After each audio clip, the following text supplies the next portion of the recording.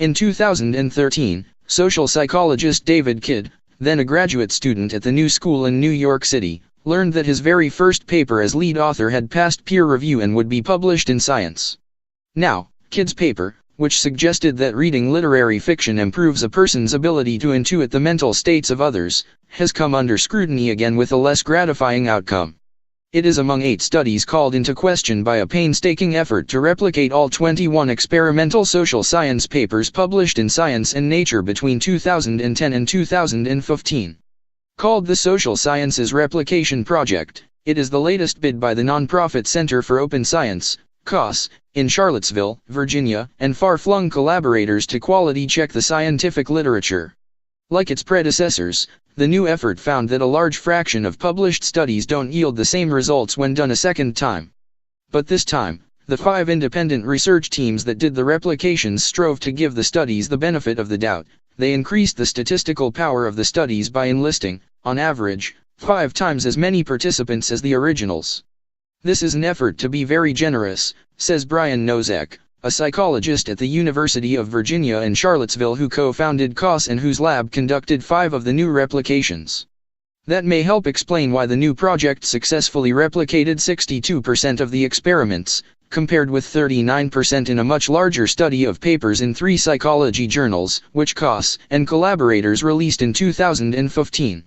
A similar project scrutinizing economics studies reported in 2016 that it had replicated 61% experiments. The current findings, published this week in Nature Human Behavior, seem to contradict the claim that studies in high-profile journals, which put a premium on groundbreaking or surprising results, are less reproducible than those in more specialized journals. But cognitive psychologist Hal Pashler at the University of California, San Diego, cautions that differences in replication rates between various projects probably aren't statistically significant. And the 62% figure certainly is consistent with there being a problem in the field, he says. It seems funny that there's been a drift in standards to the point where 62% seems very respectable. The teams aimed to test the notion that many studies are hard to reproduce because the claimed effect, though real, is inflated. If so, a replication effort would need to be more sensitive to find that smaller positive effect, Nosek says. We didn't want low power to be an explanation for why some effects didn't replicate. The replication efforts, almost all of them designed in collaboration with original authors, were large enough to be sensitive to an effect only 75% of the size originally reported.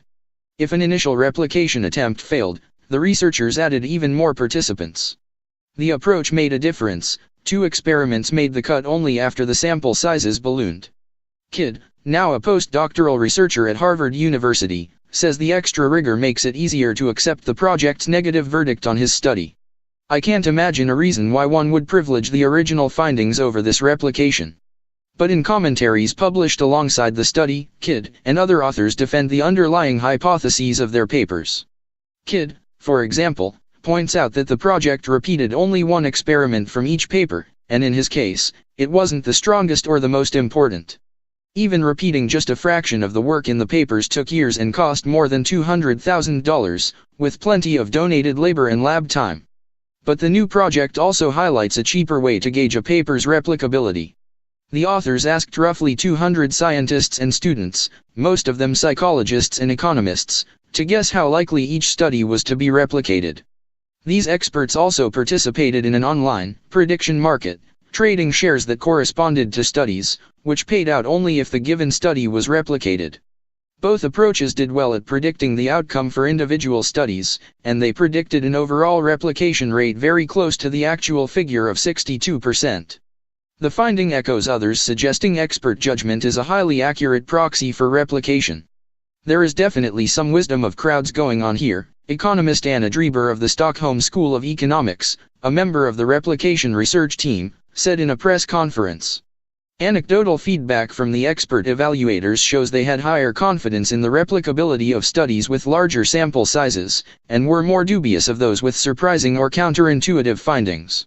If experts can instinctively spot an irreproducible finding, that kind of begs the question of why that doesn't seem to be happening in peer review, says Fiona Fiedler, a philosopher of science at the University of Melbourne in Australia.